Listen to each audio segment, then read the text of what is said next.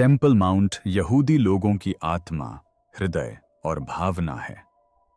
एक अभूतपूर्व खोज ने वैज्ञानिकों को स्तब्ध कर दिया है, क्योंकि एक अत्याधुनिक कृत्रिम बुद्धिमत्ता ने टेम्पल माउंट के नीचे एक चौंकाने वाली खोज की है। खुदाई के बिना भी यहां बहुत सारे पुरातात्विक प्रमाण देखे जा सकते हैं। पृथ्वी पर सबसे पूजनीय और पवित्र स्थलों में से एक। लेकिन एआई ने क्या खोजा? और यह आश्चर्यजनक खोज टेम्पल माउंट और इसमें छिपे रहस्यों के बारे में हमारी समझ को कैसे बदलेगी, जानने के लिए हमारे साथ जुड़ें। वह पवित्र पर्वत जहां स्वर्ग पृथ्वी को छूता है। यरूशलेम का प्राचीन शहर एक भव्य पत्थर के मुकुट की तरह भूभाग से उभरता है। प्राचीन दीवारें और प्रवेश द्वार बीते युगों की कहानियां बयां करते हैं, लेकिन एक विशेष क्षेत्र का महत्व मात्र कंक्रीट और ईंटों से कहीं अधिक है। भले ही यह सबसे ऊंचा स्थान न हो, लेकिन महत्व के मामले में यह अन्य स्थानों से अलग है।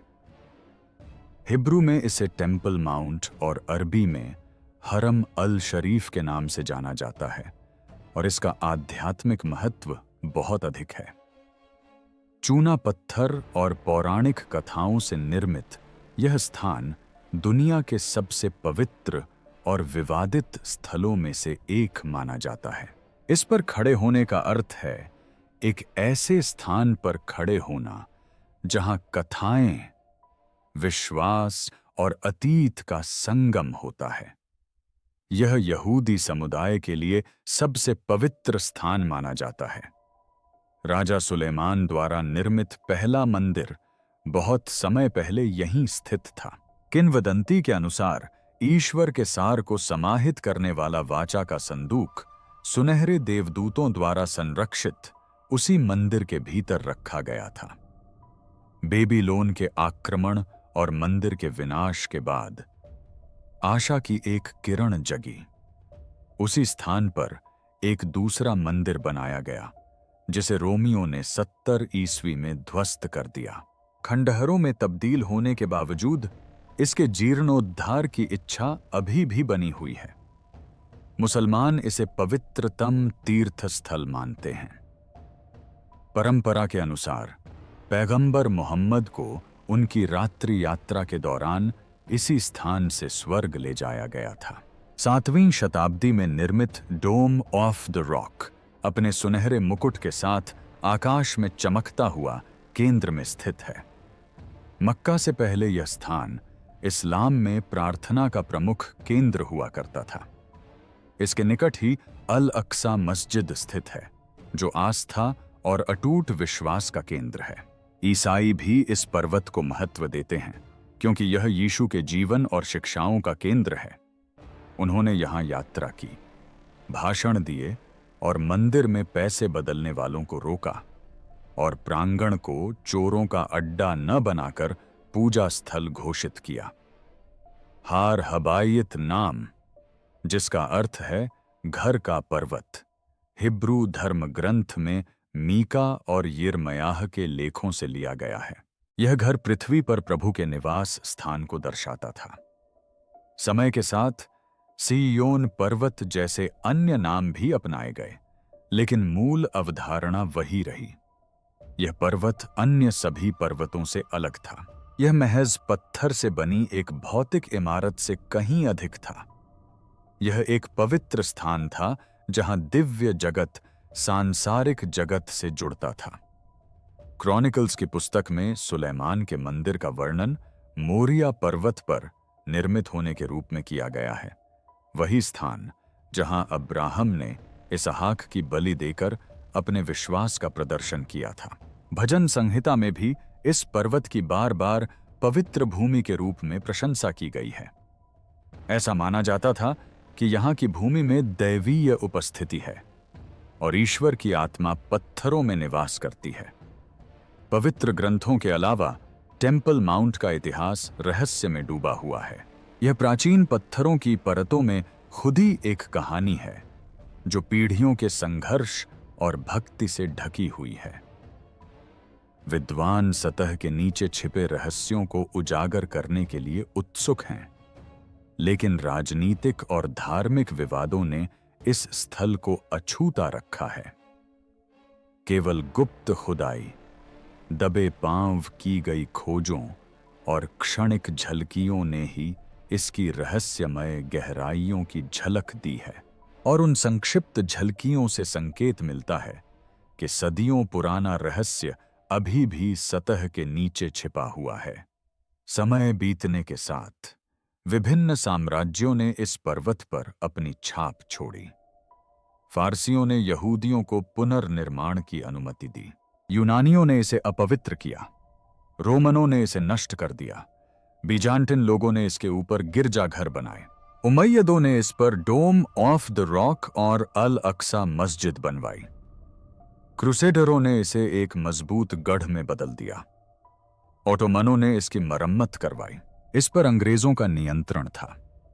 प्रत्येक शासक ने इसकी सीमाओं में बदलाव किया, इसके कार्यों को बदल दिया, और फिर भी इन सभी परिवर्तनों के बीच एक तथ्य अपरिवर्तित रहा। यह स्थान कोई साधारण भूमि नहीं है।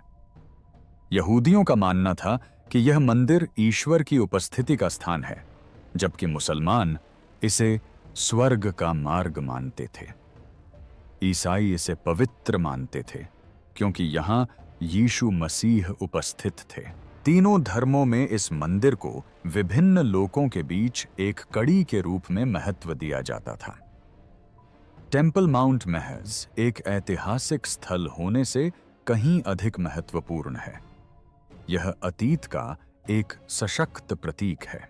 इतिहास भर में राष्ट्रों ने इस पर नियंत्रण पाने के लिए संघर्ष किया है। सम्राटों ने इसकी भव्यता के बारे में कल्पनाएं की हैं। यात्रियों ने इसके पवित्र स्थलों तक पहुंचने के लिए विशाल भूभागों को पार किया है। कई बार यहां प्रवेश वर्जित होने के बावजूद इसका आकर्षण कम नहीं हुआ है, लेकिन प्रवेश प्रतिबंधित होने के बावजूद कुछ लोगों ने आसपास के स्थलों की खुदाई की। उन्हें प्रवेश की आवश्यकता क्यों थी और उन्हें वहां क्या मिला? आइए इस पर विस्तार से चर्चा करें।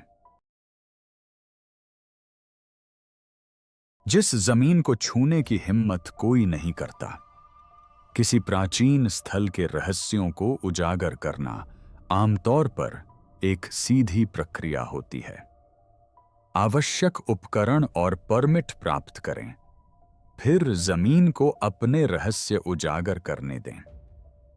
हालांकि टेंपल माउंट के मामले में चीजें अलग हैं। इस पठार के नीचे की भूमि अत्यंत महत्वपूर्ण है, जिसमें पवित्रता, राजनीति और इतिहास के तत्व समाहित हैं। मात्र एक खुदाई से वैश्विक स्तर पर व्यापक प्रभाव पड़ सकता है। 19वीं शताब्दी से ही साहसी लोग इसके छिपे रहस्यों को खोजने की कल्पना करते आ रहे हैं। इस क्षेत्र में कदम रखने वाले शुरुआती व्यक्तियों में से एक ब्रिटिश इंजीनियर चार्ल्स वॉरेन थे। उन्होंने यरूशलेम के नीचे स्थित खदानों, जलाशयों और रास्तों में प्रवेश किया। केवल तेल के लैंपों की रोशनी में अंधेरे में आगे बढ़ते हुए उन्होंने जिन दृश्यों का सामना किया वे आश्चर्यजनक थे। पत्थर में तराशी गई गुफाएं, छिपी हुई जलधाराएं और रहस्यमय खाली क्षेत्र। उनकी खोजों ने आम लोगों में जिज्ञासा जगाई। इसने लोगों को सोचने पर मजबूर किया। यदि शहरी केंद्र के नीचे ऐसे चमत्कार मौजूद थे, तो टेंपल माउंट के नीचे संभावित रूप से कितना खजाना छिपा हो सकता था। जिज्ञासा के ऐसे परिणाम निकले जिन्हें सहना आसान नहीं था। कुछ समय बाद ही धार्मिक नेताओं ने वहां तक पहुंच बंद करने का फैसला किया। पर्वत के नीचे खुदाई करने का विचार ही वर्जित कर दिया गया। नीचे की मिट्टी कोई साधारण मिट्टी नहीं थी, बल्कि उसे पवित्र माना जाता था। उसके बाद पेशेवर पुरातत्वविदों ने टेंपल माउंट को अछूता छोड़ दिया। इस मुद्दे के पीछे की प्रेरणाएं आध्यात्मिक और राजनीतिक दोनों ही दृष्टियों से गहरी हैं। यहूदियों के लिए टेंपल माउंट का बहुत महत्व है, क्योंकि यह पृथ्वी पर सबसे पवित्र स्थान है। उनकी मान्यताओं के अनुसार प्राचीन मंदिर का सबसे भीतरी गर्भगृह, जिसे परम पवित्र स्थान कहा जाता है, वर्तमान चबूतरे के नीचे कहीं छिपा हुआ है। यहूदी धार्मिक नियमों का पालन करते हुए लोगों को इस पवित्र स्थल पर गलती से भी कदम रखने से सावधान किया जाता है, जिसके परिणाम स्वरूप कई श्रद्धालु इस पर्वत पर कदम रखने से पूरी तरह परहेज करते हैं। इस पहाड़ी की चोटी पर स्थित डोम ऑफ द रॉक और अल अक्सा मस्जिद को मुसलमान अपने धर्म में तीसरा सबसे पवित्र स्थान मानते हैं। डोम सूर्य की रोशनी में चमकता है, जबकि अल अक्सा मस्जिद प्रार्थना और पूजा का केंद्र है। इन पवित्र स्थलों की सुरक्षा का दायित्व कई वर्षों से जॉर्डन स्थित इस्लामिक वक्फ को सौंपा गया है। हालांकि इस क्षेत्र पर उनका नियंत्रण सूक्ष्म है, फिर भी इसे नकारा नहीं जा सकता। सतह के नीचे खुदाई का कोई भी प्रयास मुस्लिम संरक्षकता के अधिकार को चुनौती के रूप में देखा जा सकता है, जिससे संघर्ष या युद्ध जैसी स्थिति उत्पन्न हो सकती है।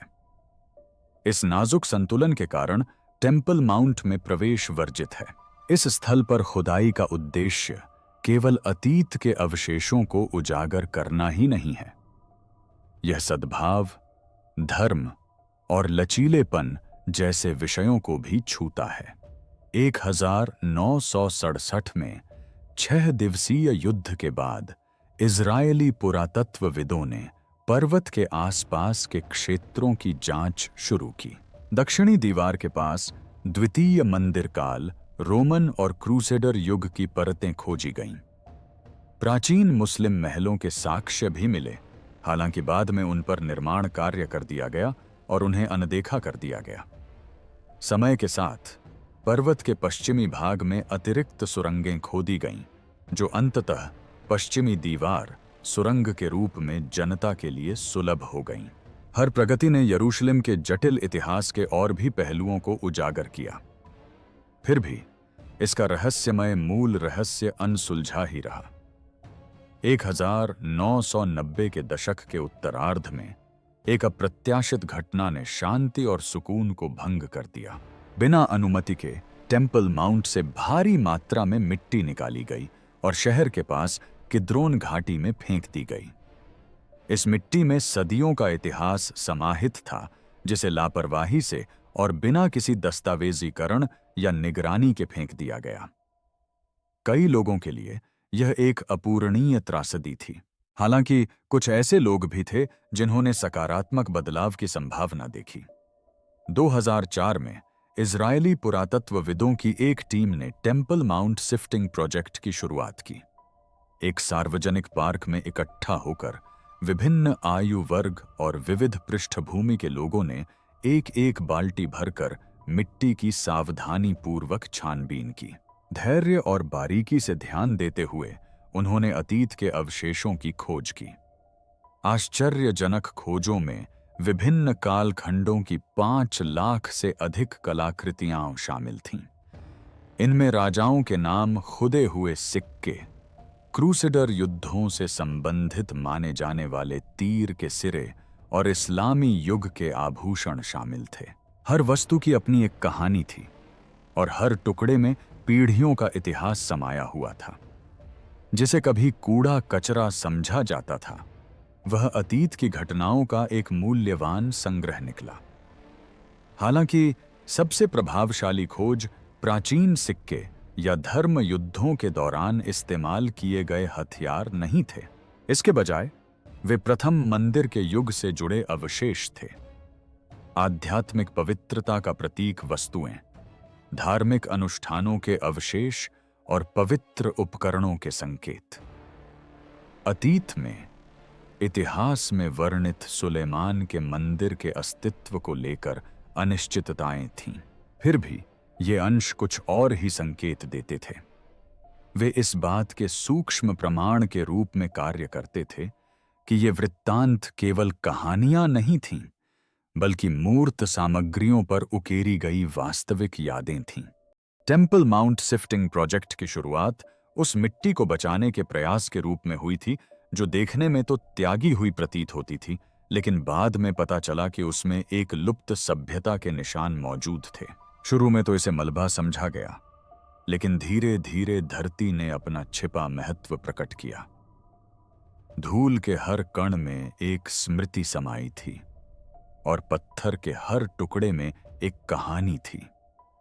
हर खोज के साथ यह स्पष्ट होता गया कि यह प्रयास केवल प्राचीन कलाकृतियों की खुदाई तक सीमित नहीं था, बल्कि श्रद्धा के एक बीते युग को पुनर्जीवित करने के बारे में था।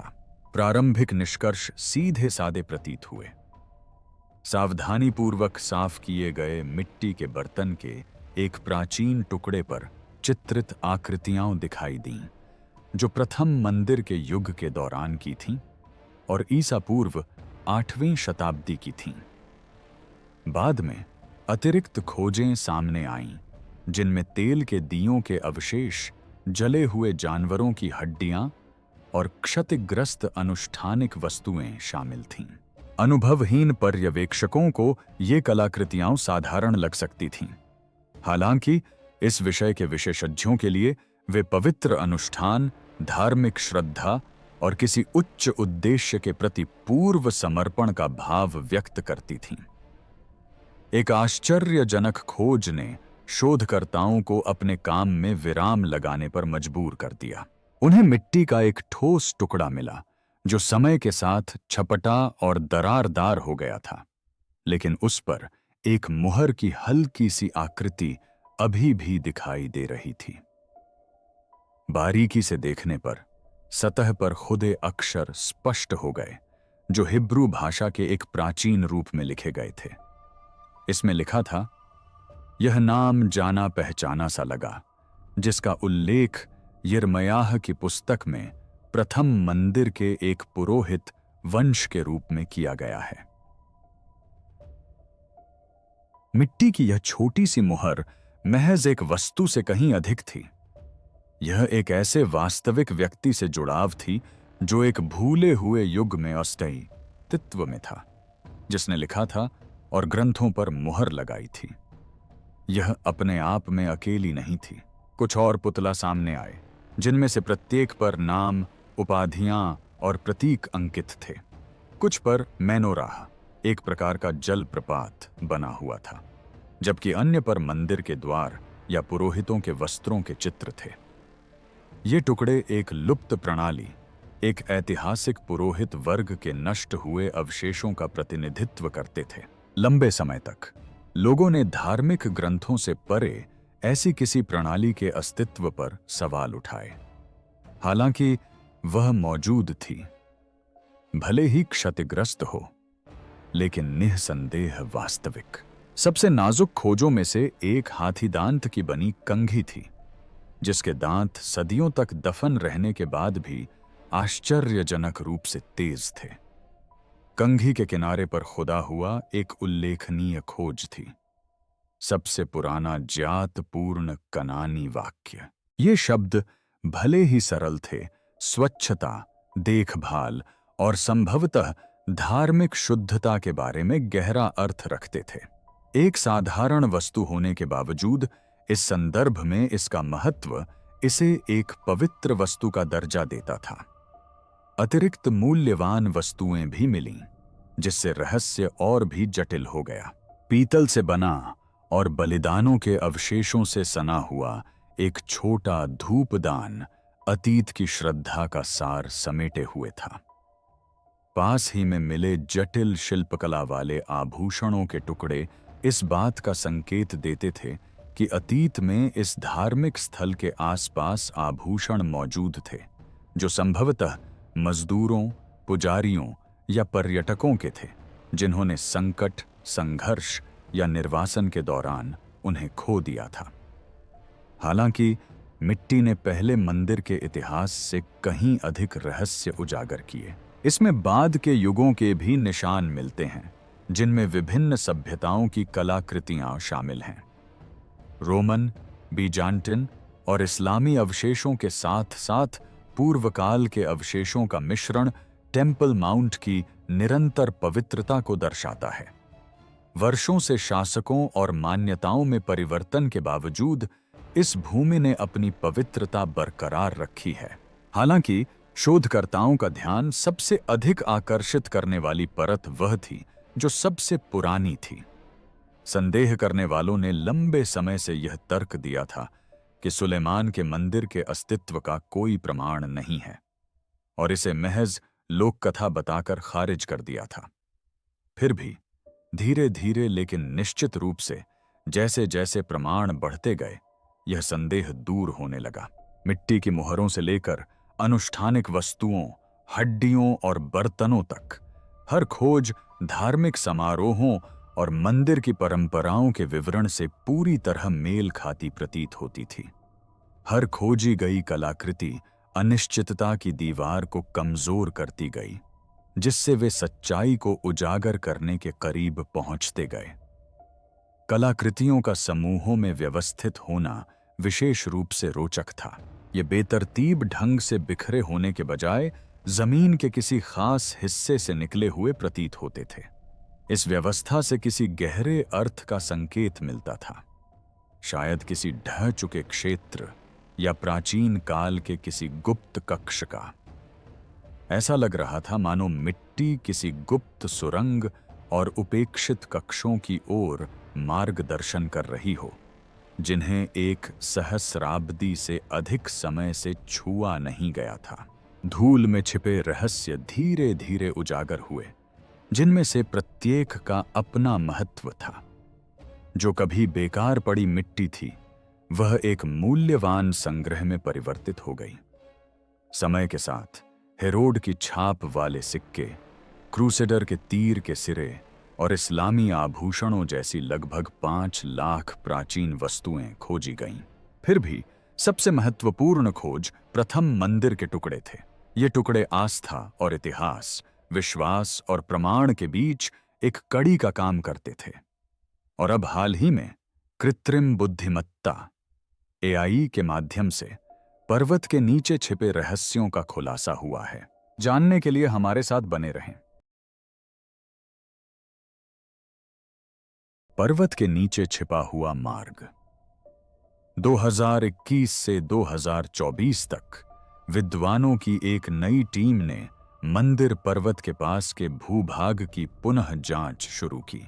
उनका दृष्टिकोण अनूठा था, क्योंकि वे केवल ऐतिहासिक कलाकृतियों को ही नहीं खोज रहे थे, बल्कि कृत्रिम बुद्धिमत्ता की सहायता से ब्रिटिश शासनकाल के उपेक्षित मानचित्रों की पुनर्व्याख्या कर रहे थे।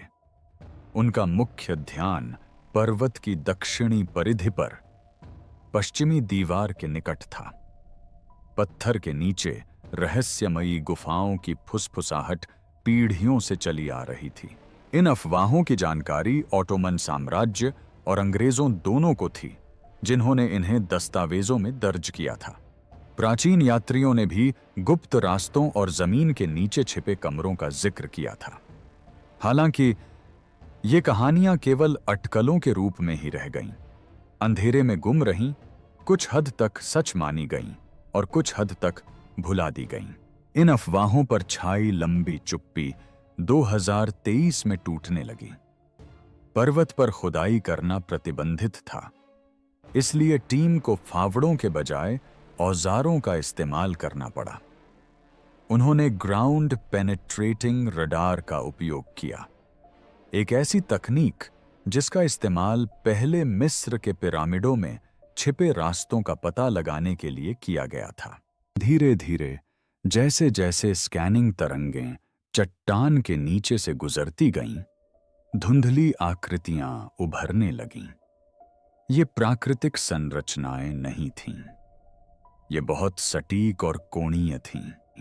डेटा में दीवारें, कोने और कमरे जैसी संरचनाएं उभरने लगीं। ऐसी सटीकता प्रकृति की विशेषता नहीं है। इससे संकेत मिलता है कि सुदूर अतीत में कभी लोग उस स्थान पर रहे होंगे। अपनी खोजों की पुष्टि करने के लिए समूह ने अपने रडार स्कैन का मिलान 1900 के दशक की शुरुआत में ब्रिटिश अधिकारियों द्वारा बनाए गए बारीक हस्तलिखित मानचित्रों से करने का निर्णय लिया। इन अधिकारियों ने, जिन्होंने ऑटोमन साम्राज्य के अंतिम दिनों में पर्वत के कुछ हिस्सों का अन्वेषण किया था, सीमित पहुंच प्राप्त की थी। उन्होंने उन रास्तों, सीढ़ियों और सुरंगों के चित्र छोड़े थे जिन्हें बंद कर दिया गया था। जब वैज्ञानिकों ने प्राचीन मानचित्रों को हाल के स्कैन पर रखकर देखा, तो वे सटीकता के स्तर को देखकर चकित रह गए। रास्तों से लेकर खाली जगहों और बंद सीढ़ियों तक सब कुछ बिल्कुल सटीक रूप से मेल खा रहा था। आगे की कार्रवाइयां सावधानीपूर्वक करनी होंगी। टीले के ठीक नीचे खुदाई करना संभव नहीं था, लेकिन आसपास के क्षेत्र में, विशेष रूप से पश्चिमी दीवार के गलियारों में काम करने की अनुमति मिल गई थी। ऐसी ही एक खुदाई परियोजना के दौरान मजदूरों ने चट्टानों और मलबे की परतों को हटाया और चूना पत्थर में खुदी हुई एक सीढ़ी का पता लगाया। यह सीढ़ी खामोशी में उतरती थी। तल तक पहुंचने पर उन्हें एक उपेक्षित कक्ष मिला। अंदर का वातावरण शांत था, मानो समय थम सा गया हो। ऊपरी दीवारों पर क्रॉस की धुंधली नक्काशी बनी हुई थी। रोशनी या उपहारों के लिए बनाए गए छोटे छोटे कमरे अब खाली और जर्जर हो चुके थे। समय के साथ लगभग मिट चुके धुंधले लेख अभी भी दिखाई दे रहे थे। यह स्पष्ट था कि यह कमरा अतीत में, संभवतः बिजान्टिन काल के दौरान, लगभग 4वीं या 5वीं शताब्दी में एक ईसाई पूजा स्थल के रूप में इस्तेमाल होता रहा था। लेकिन असली खुलासा तब हुआ जब उन्होंने फर्श की सतह के नीचे की जांच की। थोड़ी ही गहराई में जाने पर उन्हें एक और प्राचीन नींव मिली। यह नींव काफी पुरानी थी, त्रिशेखी। इस परत के पत्थर बड़े और जटिल नक्काशी से सजे हुए थे। इन्हें कुशलतापूर्वक इस तरह से जोड़ा गया था कि इनके बीच लगभग कोई जगह नहीं थी। निर्माण की यह विधि मेघिद्दो के द्वारों से मिलती जुलती थी, जो प्रथम मंदिर के युग से संबंधित एक डिजाइन है। इस खोज से कक्ष का महत्व पूरी तरह बदल गया। यह केवल एक बिजान्टिन चैपल नहीं था, बल्कि एक और भी पुरानी संरचना पर निर्मित था। परीक्षण से इसकी पुष्टि हुई, जिससे पता चला कि निचली नींव हेरोड के समय से संभवतः सैकड़ों वर्ष पहले की थी। जिस तरह से इसे स्थित किया गया था और बाइबल में वर्णित विवरणों से मेल खाता था, उससे संकेत मिलता था कि यह कभी किसी पवित्र स्थल का हिस्सा रहा होगा, एक ऐसी जल प्रणाली जो अस्तित्व में नहीं होनी चाहिए थी।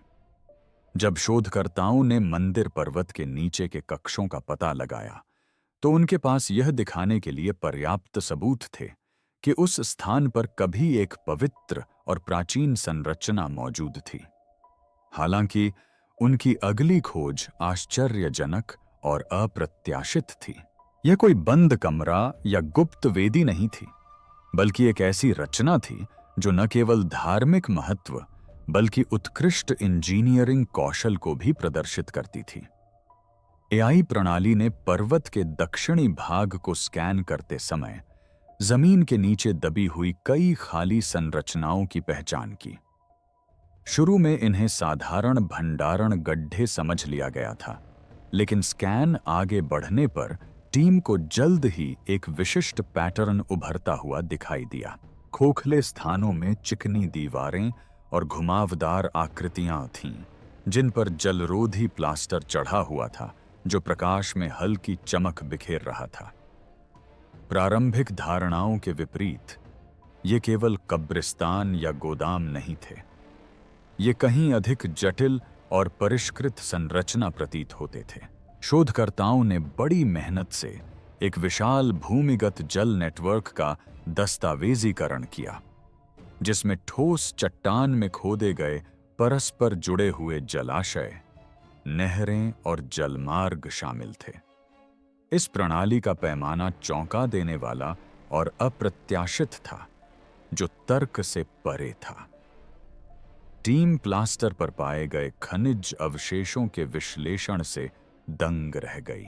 खोजों से पता चला कि अवशेष प्रथम मंदिर के युग के हैं, जिसका अनुमान ईसा पूर्व 8वीं या 9वीं शताब्दी का है। इससे संकेत मिलता है कि यह प्रणाली 2 सहस्राब्दियों से अधिक समय से अस्तित्व में थी, जो किसी भी रोमन या हेरोडियन निर्माण से पहले की थीं। हालांकि जिस चीज ने उन्हें वास्तव में प्रभावित किया वह प्राचीन संरचना का जटिल डिजाइन था। यह कोई साधारण जल भंडार नहीं था। यह उस युग से कहीं आगे की नवीन जल वैज्ञानिक दूरदर्शिता का प्रतीक था जिसमें इसे बनाया गया था। वर्षा जल को बिना ठहराव पैदा किए जलाशयों में निर्देशित करने के लिए कुछ मार्ग सावधानीपूर्वक तैयार किए गए थे। अन्य नहरों को अपवाह को नियंत्रित करने और धीरे धीरे भरने की सुविधा के लिए संकरे निकास द्वारों के साथ डिजाइन किया गया था। अतिरिक्त पानी को ओवरफ्लो डक्ट्स के माध्यम से अतिरिक्त कक्षों में भेजा जाता था ताकि बाढ़ को रोका जा सके और साथ ही पानी की निरंतर आपूर्ति बनी रहे। इस जटिल प्रणाली ने प्रवाह, दबाव और भंडारण को कुशलतापूर्वक और सामंजस्यपूर्ण ढंग से प्रबंधित किया। जैसे जैसे वे अपने शोध में गहराई से उतरते गए, यह बात और भी स्पष्ट होती गई। यह केवल कार्यात्मक संरचनाओं के बारे में नहीं था, इसका एक आध्यात्मिक महत्व भी था। जब टीम ने मानचित्रित जल प्रणाली की तुलना प्राचीन हिब्रू ग्रंथों से की तो उन्हें आश्चर्यजनक समानताएं मिलीं। उन्होंने पाया कि कई कुंड क्रॉनिकल्स की पुस्तक में उल्लिखित संदर्भों से पूरी तरह मेल खाते हैं, जो राजा हिजकिय्याह और अन्य शासकों द्वारा मंदिर समारोहों के लिए जल आपूर्ति सुनिश्चित करने के प्रयासों को दर्शाते हैं। उनका ध्यान एक विशेष कुंड पर केंद्रित हो गया। अन्य स्थानों की तुलना में यह स्थान बड़ा था और इस पर राख की परतें थीं। साथ ही जैविक पदार्थों के धुंधले अवशेष भी थे। ऐतिहासिक अभिलेखों से संकेत मिलता है कि इस विशेष स्थान पर कभी बलि दी जाती थी। संकेतों से इस दावे की पुष्टि होती प्रतीत होती है।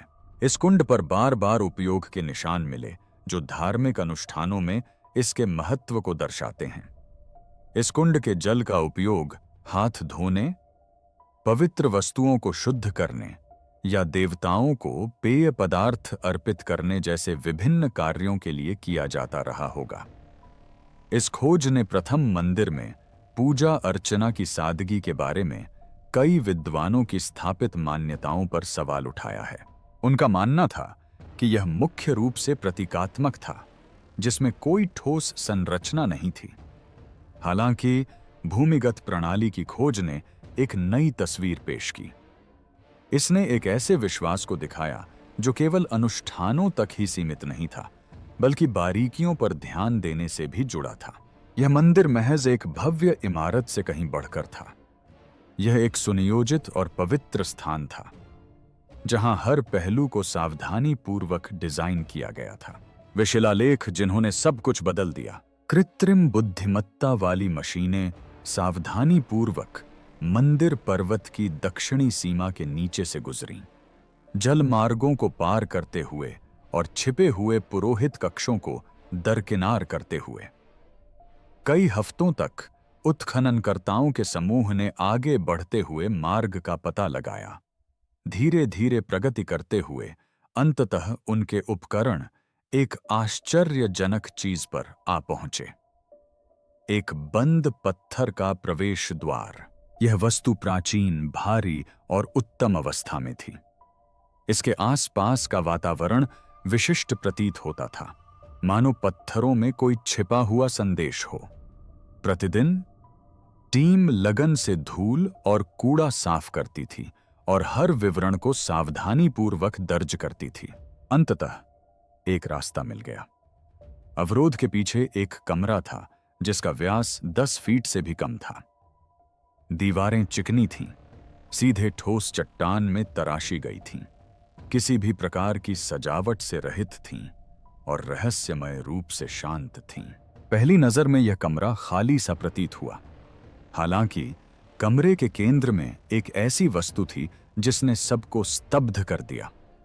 राख से आंशिक रूप से ढका हुआ एक उथला पत्थर का पात्र पड़ा था, जो शांति का माहौल बिखेर रहा था।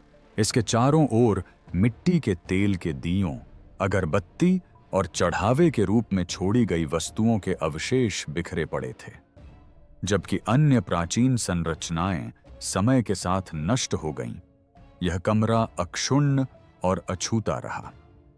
ऐसा प्रतीत होता था मानो अतीत के इसके रक्षकों ने जानबूझकर इसे छिपा कर रखा हो ताकि इसकी एकांतता बनी रहे। बर्तन पुराना लग रहा था, लेकिन उस पर एक स्पष्ट निशान था। जब स्कैनिंग लाइट उस पर पड़ी तो हल्की रेखाएं दिखाई देने लगीं। ये केवल बेतरतीब नक्काशी या साधारण पैटर्न नहीं थे, बल्कि असल शब्द थे। यह लेख प्राचीन हिब्रू भाषा में लिखा गया था।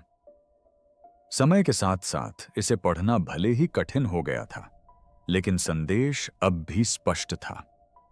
इससे एक स्थायी उपस्थिति, उस स्थान से जुड़ी एक आत्मा का आभास होता था। उन शब्दों में गहरा अर्थ छिपा था जो पूरे कमरे में गूंज रहे थे और एक महत्वपूर्ण भाव प्रकट कर रहे थे। वे महज शब्द नहीं, बल्कि एक गहन संदेश प्रतीत हो रहे थे।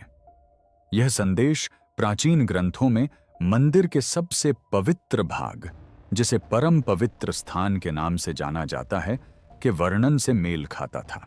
ऐसा माना जाता था कि यह एक ऐसा पवित्र स्थान है जहां दैवीय उपस्थिति रहती है। एक ऐसा पवित्र स्थान जहां केवल प्रधान पुरोहित ही प्रवेश कर सकते थे, और वह भी वर्ष में केवल एक बार। इतिहास में इस पवित्र कक्ष का उल्लेख तो होता रहा, लेकिन इसकी कभी पुष्टि नहीं हुई। हालांकि अब यह सब बदल गया है, क्योंकि आंतरिक गर्भगृह से साक्ष्य अंततः प्राप्त हो गए हैं। विशेषज्ञों ने शांत भाव से और तत्परता के साथ कक्ष का निरीक्षण किया। दीपक ईसा पूर्व 8वीं और 7वीं शताब्दी के दीपकों के समान थे। चूना पत्थर का कुंड उसी प्रकार के पत्थर से तराशा गया था जिसका उपयोग सुलेमान के शासनकाल में किया जाता था। शिलालेख की शब्दावली प्राचीन धार्मिक ग्रंथों में पाए जाने वाले अंशों से काफी मिलती जुलती थी, जिनमें से कुछ को हाल ही में खोजा गया था। सभी तथ्य सटीक रूप से मेल खाते थे। प्रमाण अस्पष्ट या अनिश्चित नहीं था। यह विशिष्ट, दिनांकित और निर्विवाद था। यह महज एक अवशेष से कहीं बढ़कर था। यह एक ऐसी महत्वपूर्ण उपलब्धि थी जिसका आस्था और अतीत पर गहरा प्रभाव पड़ा। इससे पहले कभी भी मंदिर के टीले के नीचे ऐसे ठोस प्रमाण नहीं दबे थे जो उन रीति रिवाजों के अनुरूप हों जिन्होंने पूरे समाजों को प्रभावित किया था।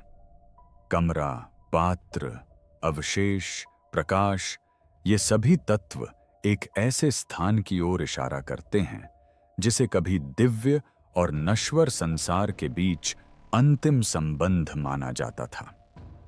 धर्म और पुरातत्व के भविष्य के लिए इसका क्या अर्थ है? हमारे साथ बने रहें। वह खोज जिसने इतिहास और विज्ञान को झकझोर दिया।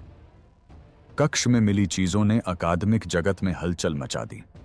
यह हलचल न केवल उसकी प्राचीनता या सदियों से बंद रहने के कारण थी, बल्कि इसलिए भी थी क्योंकि उसकी सामग्री से लंबे समय से चली आ रही मिथकों और लोक कथाओं की पुष्टि होती प्रतीत हो रही थी। एक कटोरा, उस पर खुदा हुआ संदेश और लंबे समय से विलुप्त हो चुकी भेंटों के अवशेष, ये सभी प्राचीन ज्ञान की अनुभूति कराते थे। इन कलाकृतियों ने विश्वास और वास्तविकता के बीच के अंतर को इस तरह चुनौती दी कि ध्यान आकर्षित करना अनिवार्य हो गया। इस खोज को व्यापक रूप से प्रचारित नहीं किया गया। कोई बड़ी घोषणा या सनसनीखेज प्रेस विज्ञप्ति जारी नहीं की गई। इसके बजाय जानकारी धीरे धीरे गुप्त माध्यमों से फैलती गई। यह अकादमिक हलकों में, धार्मिक समूहों में और विशेषज्ञों के बीच गुप्त चर्चाओं में प्रसारित होने लगी। टेम्पल माउंट की नाजुक स्थिति से अवगत अधिकारियों ने चुप्पी साधने का फैसला किया। उनका मानना था कि सब कुछ उजागर करने से न केवल ऐतिहासिक सत्य सामने आ सकते हैं, बल्कि तनाव भी भड़क सकता है। यह क्षेत्र यहूदियों, मुसलमानों और ईसाइयों के लिए महत्वपूर्ण है, और किसी भी समूह की मान्यताओं को श्रेष्ठ बताने से घोर विरोध हो सकता था। इसलिए अधिकारियों ने सावधानी बरतते हुए अस्पष्ट बयान दिए और महत्वपूर्ण निष्कर्षों को जनता से छिपाए रखा। फिर भी जनता की ओर से प्रतिक्रिया हुई।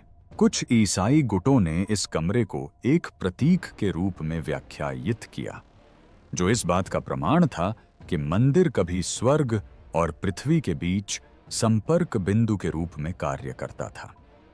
उन्होंने भविष्यवाणियों की पूर्ति पर चर्चा की, वे वादे जो अब पत्थर और अवशेषों की मौजूदगी से प्रमाणित हो चुके थे। दूसरी ओर कई रूढ़िवादी यहूदी विद्वानों ने दुख और सावधानी व्यक्त की। उनके दृष्टिकोण से शेकिना के विश्राम स्थल यानी ईश्वर की उपस्थिति के स्थान में किसी का प्रवेश करना उत्सव का कारण नहीं था। इसे उस स्थान का उल्लंघन माना जाता था जिसे परंपरा के अनुसार सबसे पवित्र माना जाता है, एक ऐसा क्षेत्र जहां केवल पूर्ण पवित्रता के साथ ही प्रवेश किया जा सकता है। अनजाने में भी उससे संपर्क करना एक पवित्र सीमा का उल्लंघन माना जाता था। खामोशी और सावधानी के माहौल में एक प्रतियोगिता अनजाने में शुरू हो गई। विद्वान और विशेषज्ञ सतह को नुकसान पहुंचाए बिना गहराई का पता लगाने के लिए नए नए तरीके खोज रहे थे। उन्होंने म्यूओनन इमेजिंग जैसी अत्याधुनिक तकनीक का इस्तेमाल किया, जो एक स्कैनिंग तकनीक है जिसका उपयोग पहले मिस्र के पिरामिडों में छिपे कक्षों को उजागर करने के लिए किया गया था। इन विधियों का उपयोग करके उनका उद्देश्य पर्वत की प्राकृतिक अवस्था को बिना भंग किए उसके नीचे छिपे रहस्यों को उजागर करना था। यदि अतिरिक्त कक्षों का पता चलता तो उन्हें सुरक्षित रूप से मानचित्रित किया जा सकता था, जिससे ऐतिहासिक कलाकृतियों और शांति दोनों का संरक्षण सुनिश्चित होता। इतिहासकारों ने भी अपने दृष्टिकोण पर पुनर्विचार करना शुरू कर दिया। पहले उपेक्षित रहे प्राचीन ग्रंथों का नए परिप्रेक्ष्य से पुनरावलोकन किया गया। मंदिर समारोहों, पुरोहितों के दायित्वों और शेकिना की एक मूर्त उपस्थिति की अवधारणा का महज प्रतीकात्मक अर्थ के बजाय ऐतिहासिक परिप्रेक्ष्य से अध्ययन किया गया। विभिन्न देशों के विद्वानों के बीच सहयोग और शोध के लिए धनराशि धीरे धीरे साकार होने लगी। अब टेम्पल माउंट को केवल एक धार्मिक स्थल के रूप में ही नहीं, बल्कि एक अभूतपूर्व पुरातात्विक खोज के संभावित स्थान के रूप में भी देखा जा रहा था, जो उस युग की सबसे महत्वपूर्ण खोज साबित हो सकती थी। अगर आपको यह वीडियो पसंद आया तो लाइक और सब्सक्राइब करें और अपनी स्क्रीन पर दिखाए गए अगले वीडियो पर भी क्लिक करें।